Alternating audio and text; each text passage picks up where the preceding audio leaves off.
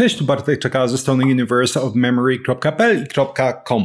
Melatonina wydaje się dosyć oklepanym tematem, bo przecież wiele kanałów, wiele mediów mówi o niej.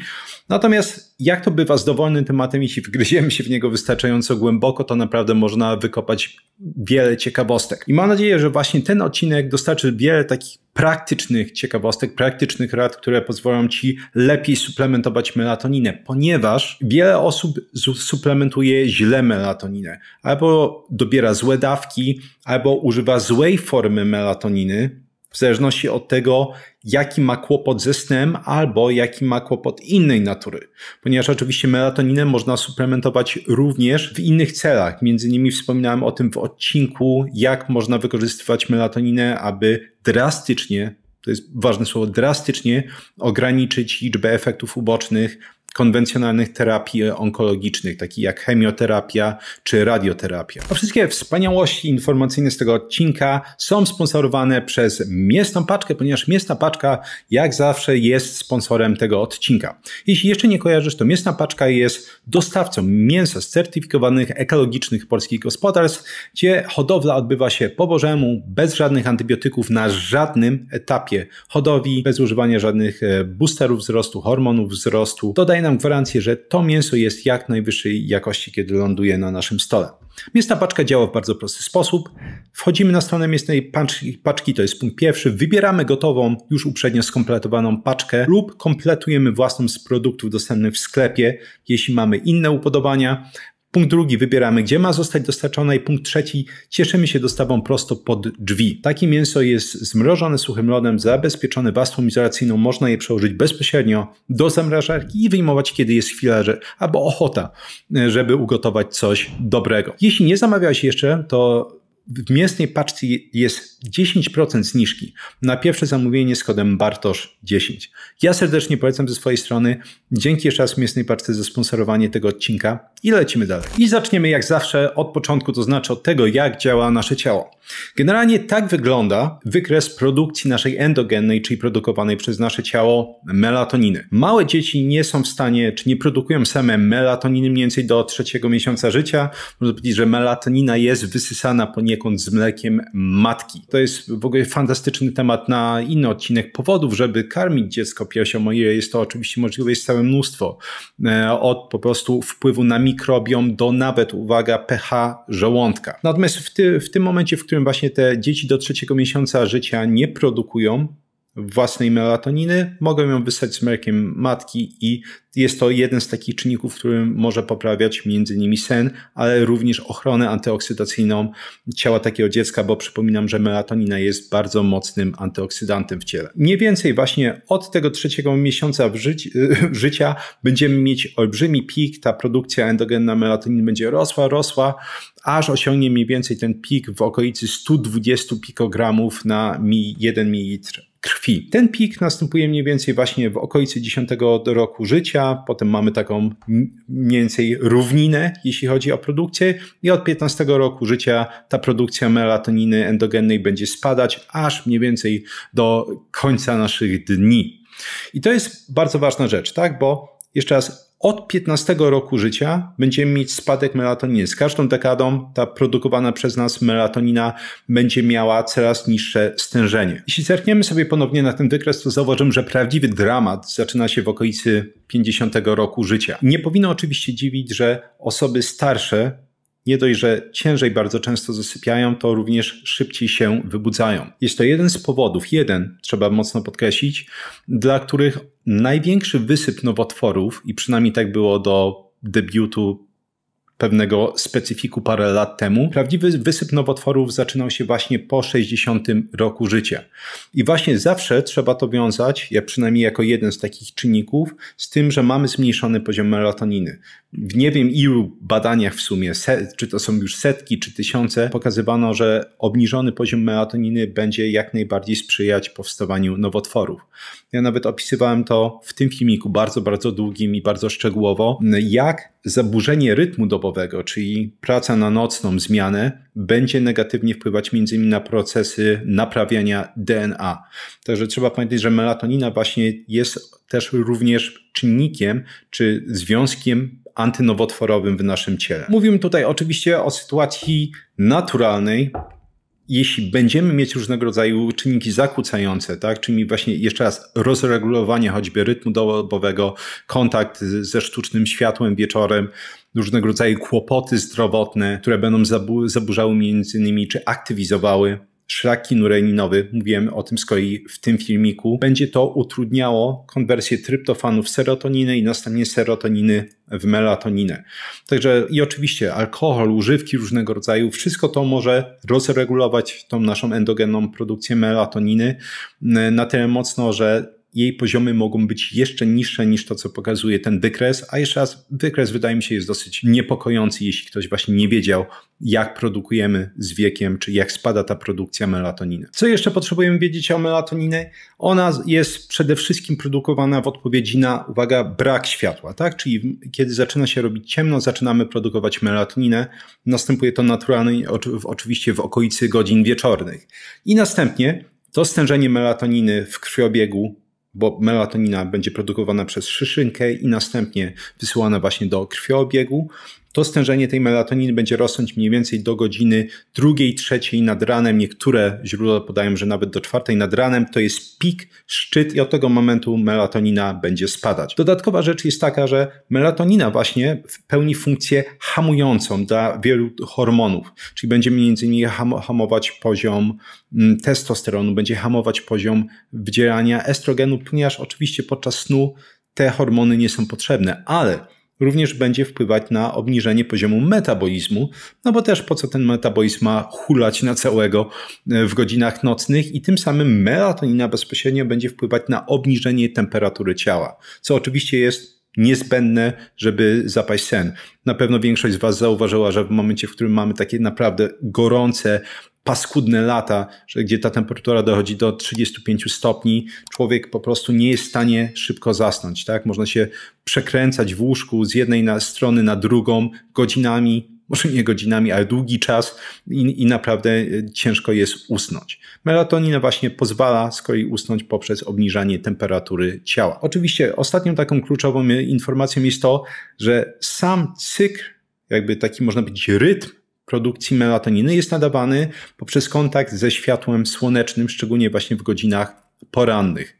Wtedy to światło będzie wnikać przez oczy, przez naszą gałkę oczną. Sygnały będą dochodzić do ośrodku w mózgu, który się nazywa jądro nadskrzyżowaniowe. To jest taki zbitek całych 20 000 neuronów, co mnie do tej pory fascynuje, że to jest po prostu taka mała ilość, ale reguluje praktycznie wszystko w ciele. I to jądro nadskrzyżowaniowe, można powiedzieć, ustala właśnie rytm dobowy. Tak? Czyli będziemy w ten sposób wyznaczać organizmowi poniekąd, kiedy ma zacząć produkować mniej więcej tą melatoninę. I oczywiście brak kontaktu z tym porannym światłem słonecznym jest w stanie zaburzyć rytm dobowy. Ostatnia porcja informacji, jeśli chodzi o naszą fizjologię, to jest jakie stężenie, bo to jest bardzo ważne, jeśli chodzi o dobór dawek, tak?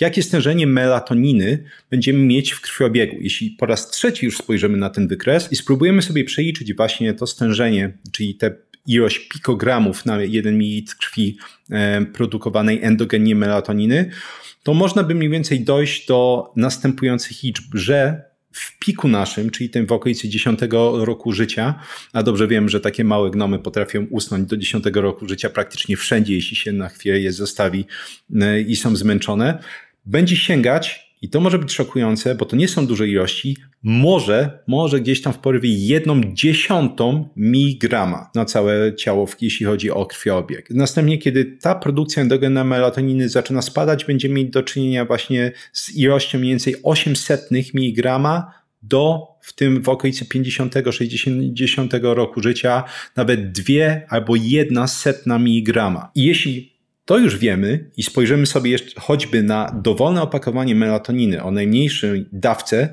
to widzimy, tam jest 1 mg.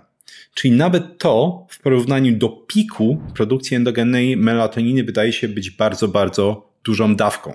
Także będziemy musieli o tym pamiętać w momencie, kiedy dojdziemy właśnie do odpowiedniego dawkowania melatoniny. Jeszcze nie wiem, czy każdy z Was zauważył, ja pod każdym odcinku od jakichś co najmniej 20-30 odcinków dodatkowo umieszczam bonusową ciekawostkę. Tam jest zawsze coś ciekawego, czego nigdy nie wspominam w filmiku, powiązanego z danym tematem.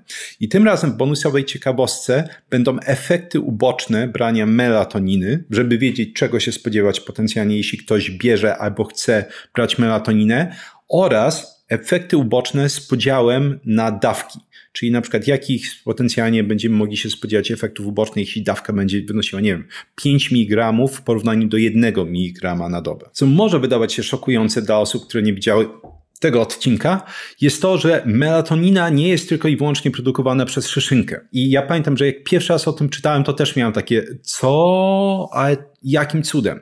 Bo okazuje się, że melatonina jest produkowana lokalnie, czyli w różnego rodzaju tkankach, przede wszystkim po to, żeby dawać ochronę antyoksydacyjną. Tak jak mówiłem, melatonina jest mocnym antyoksydantem, ale nawet po zmetabolizowaniu w organizmie, po rozpadzie, potrafi przekształcać się w, uwaga, antyoksydanty, które działają niektóre nawet mocniej niż melatonina pierwotnie.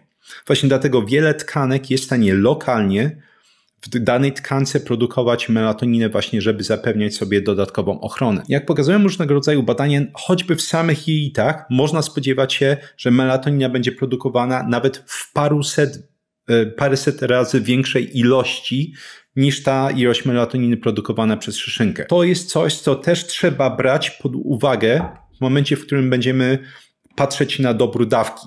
Bo jeśli popatrzymy na samą melatoninę, która jest produkowana przez szyszynkę, tak jak mówiłem, nawet w porywie, na tym piku naszym w okolicy 10 roku życia, będzie to 1/10 mg melatoniny na dobę. Bardzo mała ilość, ale trzeba pamiętać, że również wtedy jest produkowana znaczna ilość tej melatoniny w innych tkankach w ciele, między innymi właśnie w jelitach. Pokazywano to wielokrotnie między innymi u szczurów, że do mniej więcej 21 dnia po urodzeniu te młode szczury mają bardzo znaczne stężenie melatoniny w organizmie, w jelitach. Ta produkcja melatoniny zaczyna spadać i mniej więcej gdzieś tam do 2 do 5 miesiąca jest wysoka, ale wciąż niska, natomiast okazuje się, że potem znowu zaczyna wzrastać i u szczurów, które mają odpowiednio mniej więcej 22-25 miesięcy, ten poziom melatoniny jest znowu większy. Że widać, że również u innych zwierząt, to pokazywano to, że było ciekawe nawet na roślinach, że rośliny również będą miały różnego rodzaju wariacje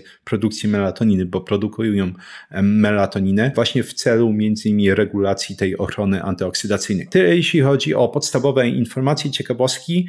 Teraz zajmiemy się już konkretnie samą melatoniną, jak długo ona działa, bo to z kolei pomoże nam jeszcze teraz dobierać rodzaj i dawkę melatoniny w zależności od Twojego problemu. Kluczową informacją jest tu czas półrozpadu melatoniny, to znaczy po wyprodukowaniu określonej dawki melatoniny, po jakim czasie połowa tej melatoniny zostanie zmetabolizowana przez organizm, a więc nie będzie aktywna w swojej pierwotnej formie. Jeśli chodzi o tą melatoninę endogenną, szacuje się, że ten czas półrozpadu melatoniny wynosi mniej więcej od 30 do 60 minut. To jest nasza endogenna melatonina. Co jeśli chodzi, bo to jest kluczowa kwestia, o suplementy z melatoniną.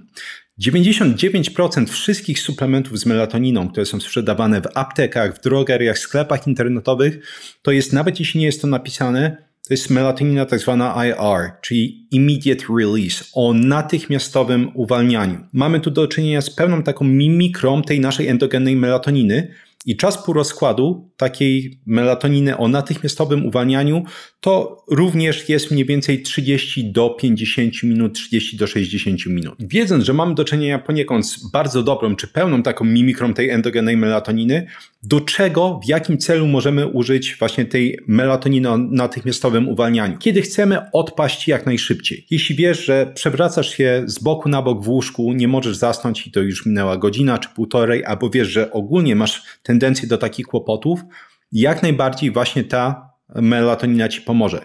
Jeśli pracujesz na zmiany, ta melatonina jest idealna dla Ciebie, bo chodzi o to właśnie, żeby usnąć poniekąd w tym całym rozregulowanym cyklu dobowym. Idealna właśnie, jeśli chodzi o prace zmianowe, pracę na nocki. Dodatkowo bardzo przydatna, jeśli chodzi m.in. o zmianę stref czasowych, tak? Czyli ten tak zwany jet lag. W momencie, w którym gdzieś przesuwasz się między strefami czasowymi i znowu mamy do czynienia z rozregulowaniem cyklu dobowego, ta melatonina o natychmiastowym uwalnianiu będzie świetna. Dla kogo jest tam melatonina o spowolnionym, wydłużonym uwalnianiu. Dla osób, które się wybudzają. Melatonina o spowolnionym czy wydłużonym uwalnianiu to jest melatonina tak zwana XR, czyli Extended Release. Co znaczy dokładnie to, co powiedziałem. O wydłużonym, spowolnionym uwalnianiu. I tutaj ten czas półrozpadu jest już dłuższy. On będzie wynosić od 2 do 3 godzin średnio. Czyli zauważmy, nawet parukrotnie dłuższy czas będzie półrozpadu tej melatoniny o spowolnionym uwalnianiu. I to jest klasyk, który widziałem już nie wiem ile razy, że zawsze jeśli ktoś ma kłopoty ze snem i precyzuje, bo jakby rodzajów kłopotów ze snem jest co najmniej paręnaście. Nie będziemy sobie tego omawiać, ale naprawdę to nie jest tak, że po prostu ktoś ma kłopot ze snem. Zawsze jest pytanie, jaki precyzyjnie, jaki dokładnie ma kłopot ze snem.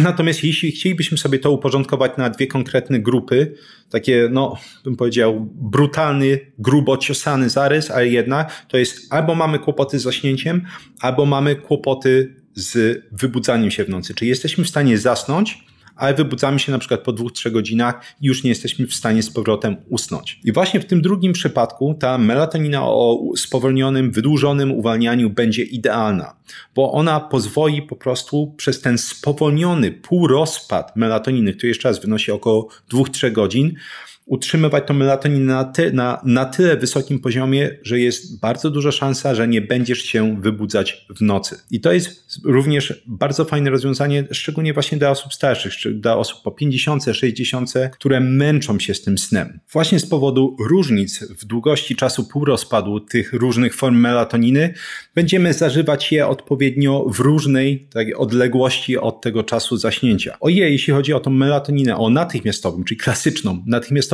uwalnianiu, bierzemy ją mniej więcej 15 do 30 minut przed snem. Ogólnie tabletki mają to do siebie, że one powinny się już dobrze wchłonąć. Mówimy o tabletkach i to jest oczywiście ta klasyczna forma większości rodzajów melatoniny.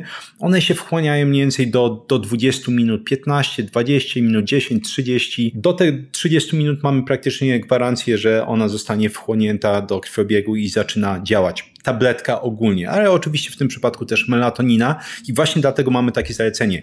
15 do 30 minut przed snem, czyli działa dosyć szybko, tak? Nie spodziewać się, że trzeba brać godzinę czy 2 przed, ale właśnie mniej więcej godzinę czy nawet 2 godziny przed zaśnięciem należy brać tą melatoninę o wydłużonym uwalnianiu. Ponieważ jeszcze czas półrozpadu to 2-3 godziny. Więc generalnie w tym przypadku jest podejście takie, że ona będzie się dużo wolniej rozpadać i tym samym chcemy wziąć ją wcześniej, żeby można powiedzieć ta melatonina tak zwiększała i wtuliła nas po prostu w ten sen, jednocześnie utrzymywała się na tyle wysokim poziomie, że nie będziemy się wybudzać w ciągu nocy. Ostatni element tej całej łamigłówki to jest dawkowanie. W jakich dawkach brać melatoninę? Będzie zależało to bezpośrednio od tego przede wszystkim, z jakim kłopotem mamy do czynienia oraz tym, jak reaguje dana osoba, jak ty reagujesz na melatoninę. Wbrew pozorom, bo trzeba zacząć od tego, wyższe dawki melatoniny, jeśli chodzi o sen, nie muszą być skuteczniejsze. Bardzo często efekt może być odwrotny. I taką granicą, która często gdzieś tam pojawia się w badaniach, są 3 mg melatoniny. Po przekroczeniu tej dawki bardzo często sen może być wręcz utrudniony, a nie ułatwiony. Wprawdzie zaśnięcie będzie łatwe, ale potem człowiek może się dosyć łatwo wybudzić, może mieć letarg, bóle głowy, wszystkie te efekty uboczne, o których wspominam właśnie w komentarzu, w sekcji komentarzy a propos tych efektów ubocznych, również w zależności od dawki. Bym powiedział taki graniczny moment to są 3 mg. Natomiast od jakiej dawki należy zaczynać? W większości przypadków należy zacząć od absolutnie najmniejszej możliwej dawki. To nawet nie jest w większości przypadków 1 mg. Będziemy mówić o dawkach zaczynających się od 0,3 mg melatoniny. I pewnie jeśli już masz do czynienia, czy miałeś do czynienia z suplementacją melatoniny, pewnie wiesz, podrapisz się w głowę, jak 0,3 mg można dawkować, jeśli najmniejsza porcja w tabletkach to jest 1 mg. Można oczywiście się bawić w krojenie tych tabletek, tak, że to będzie mniej więcej 1/3, czy nawet połówka tego, ale znowu, takim bym powiedział dosyć nieznanym faktem jest to, że istnieje wiele form suplementacyjnych melatoniny. My przyzwyczailiśmy się do tabletek, ale w sprzedaży są żelki, czego specjalnie nie polecam, ale są żelki z melatoniną. Natomiast jeśli chodzi o fajne produkty, które umożliwiają dawkowanie mniejszych, czy suplementację mniejszych dawek melatoniny, to mamy melatoninę w sprayu i mamy melatoninę w kroplach. Istnieje również melatonina skórna, właśnie którą można sobie nakładać na skórę, natomiast jej zastosowania raczej będą odmienne od po prostu suplementacji melatoniny celem szybszego zaśnięcia. Ogólnie tutaj wspomnę, wszystkie te produkty, które ja znam, które zalecam, będą obecne w opisie z linkami. To są, podkreślę, linki afiliacyjne, to znaczy jeśli ktoś zdecyduje się kupić taki produkt, to ja dostaję jakiś ułamek pieniążka od Ceneo, bo wszystkie te linki praktycznie będą prowadzić do Ceneo, innymi słowy, nie do konkretnej strony, tylko do strony, która daje linki do sprzedawców, którzy oferują konkretne ceny, więc można sobie wybrać sprzedawcę, który oferuje najniższą cenę. Ale wracając, jeśli chodzi o spray przykładowo, spray, jedna dawka to jest 0,5 mg melatoniny i właśnie to umożliwia prostszy sposób wymierzenia mniejszej dawki, żeby nie przesadzać, nie zaczynać z wysokiego C, czyli na przykład, nie wiem, 2-3 mg. Jedno takie psiknięcie jest załatwione. I co oczywiście warto wspomnieć, generalnie te krople czy psiknięcia, szczególnie pod język, one dostarczają melatoninę jeszcze szybciej. Oczywiście pytanie, czy to jest dla nas aż taka olbrzymia różnica, czy to będzie 20 minut, czy to będzie 5 czy 10 minut. Najczęściej bym przynajmniej powiedział, dla większości osób nie będzie to miało dużego znaczenia, ale generalnie ten spray i melatonina w kroplach będzie szybciej przyswajana, szczególnie jeśli będziemy po prostu aplikować to pod język. Wróćmy do kluczowego pytania. W jakich dawkach suplementować melatoninę? Ogólna zasada jest taka, zaczynamy od najmniejszej efektownej dawki. Najmniejsza efektowna dawka dla wielu osób to będzie 0,3 do 0,5 mg, czyli nawet nie 1, 2, 3, 0,3-0,5 mg powinno już wystarczyć wielu osobom, żeby zasnąć. Jeśli widzisz, że ta dawka nie działa, dowolna dawka, którą spróbowałeś, nie działa, można oczywiście ją zwiększyć, czyli następnego dnia można spróbować albo za parę dni 1 mg albo 2 mg, jeśli widzisz, że mniejsze dawki na ciebie zupełnie nie działały. Jeśli chodzi o melatoninę, o tym wydłużonym uwalnianiu, to tutaj generalnie najczęściej zaczyna się od 1-2 mg. I to są takie dobre dawki, ponieważ chcemy mieć wyższe stężenie melatoniny, mimo że ona się wolniej rozpada, po to, żeby nie wybudzać się. Także w tym przypadku lepiej zacząć od 1, nawet 2 mg. Jeszcze taki trik, który ja sobie kiedyś wymyśliłem, który może sprawdzić się u niektórych osób, które rzeczywiście mają duży kłopot z wybudzaniem, jest taki, że jeśli ktoś weźmie 1 mg melatoniny o spowolnionym wydłużaniu, spowolnionym uwalnianiu, to można sobie jeszcze jedną tabletkę, bo nawet pół takiej tabletki zostawić gdzieś tam na stoliku nocnym czy przy łóżku i w momencie, w którym się wybudzimy, na przykład po 3-4 godzinach, jeszcze teraz taką porcję wziąć i to najczęściej pozwala już dospać do końca nocy bez żadnego problemu. Jest jeszcze, tak bym powiedział, jedna wyjątkowa grupa, no w sumie dwie, możemy o nich wspomnieć, jeśli chodzi o suplementację melatoniną. Pierwsza, ta wyjątkowa grupa, to są osoby już po 50 roku życia. Zazwyczaj sugestia jest taka, że osoby, które suplementują melatoninę, nie powinny robić tego na stałe, bo nawet ta dawka 1-2 mg, no to jest duża dawka i to i tamto. Tutaj jeszcze warto podkreślić, będzie osobny odcinek, melatonina nie uzależnia i melatonina, broń Boże, bo już widziałem tyle tych komentarzy gdzieś tam w sekcji, melatonina też suplementacyjna nie wpływa w żaden sposób na produkcję endogennej melatoniny, czyli nie blokuje produkcji melatoniny przez szyszynkę. O tym warto pamiętać, bo to jest bzdura, która jest często rozszerzana. Wracając właśnie do tych starszych osób, u nich ta produkcja melatoniny jest na tyle niska, że bardzo często w literaturze pojawia się ogólnie sugestia, że takie osoby powinny na stałe suplementować melatoninę właśnie w ilości mniej więcej 0,3-0,5 mg na dobę. I to jest coś, co nie dość, że jeszcze raz wpłynie pozytywnie potencjalnie na sen, to jeszcze jak najbardziej wpłynie potencjalnie dobrze na zwiększenie tej naszej ochrony antyoksydacyjnej. I to jest taka pierwsza specjalna grupa i specjalna jeszcze raz dlatego, że w tej grupie osób na pewno warto na stałe wprowadzić melatoninę. Ja mam aż czy dopiero 40 na karku, ale mogę z całą pewnością powiedzieć wszystkim, że jak mi gdzieś tam 50 stuknie, to jest to coś, co będę robił absolutnie regularnie. Natomiast druga grupa, która praktycznie w ogóle nie suplementuje melatoniny, to jest młodzież. Osoby młode są dosyć czułe na melatoninę. Tam nawet 1 mg to jest bardzo duża dawka, więc nawet jeśli dziecko by się męczyło zaśnięciem, chcielibyśmy pomóc, to naprawdę rzadko kiedy trzeba przekraczać jakąkolwiek dawkę większą niż 0,5 mg melatoniny. Warto wspomnieć, że wszystkie te dawki, które oczywiście podałem, one tyczą się osób, które mają kłopoty ze snem, tego czy innego rodzaju. Natomiast melatonina była stosowana, jest stosowana w całym mnóstwie badań oraz przy leczeniu wielu różnych schorzeń. I tam dawki praktycznie bez wyjątku są znacznie większe. Prawdopodobnie zszokuje wiele osób, ale dawki melatoniny używane w wielu badaniach sięgają setek miligramów i dochodzą nawet do gramów bez żadnego uszczerbku na zdrowiu. Te suplementy są aż tak bezpieczne. Oczywiście jeszcze raz w sekcji komentarzy jest ciekawostka a propos efektów ubocznych, natomiast to są dużo częściej nieprzyjemności niż cokolwiek poważnego, o czym warto pamiętać. W wielu przypadkach i między innymi właśnie w przypadku ochrony przed tymi konwencjonalnymi, czy efektami ubocznymi konwencjonalnych terapii onkologicznych, radioterapia, chemioterapia, tam na przykład w tym badaniu, w tym filmiku, który przytaczałem i badaniach, które tam omawiałem, te dawki bardzo często sięgają około 20 mg. Jeśli chodzi przykładowo o twoich bliskich czy ciebie, jeśli leczysz nowotwór w ten sposób, naprawdę warto suplementować się melatoniną i idealnie melatoniną, właśnie wydłużonym uwalnianiu, żeby ochronić się przed tymi skutkami, bo tak jak opisywałem w tym filmiku, spadek wielu efektów ubocznych, jeśli chodzi o ryzyko absolutne, nie relatywne, wynosi bardzo często nawet 80%. Czyli na przykład jeśli ktoś wymiotuje, to twoja szansa, że będziesz wymiotować po takich terapiach, jeśli brałeś melatoninę, jest drastycznie mniejsza. Natomiast zastosowanie melatoniny i dawkowanie w zależności od różnego rodzaju chorób, między innymi reumatoidalnego zapalenia stawów czy zwyrodnienia stawów, zdecydowanie temat na osobny odcinek. Dzięki jak zawsze i serdecznie za wysłuchanie tego odcinka.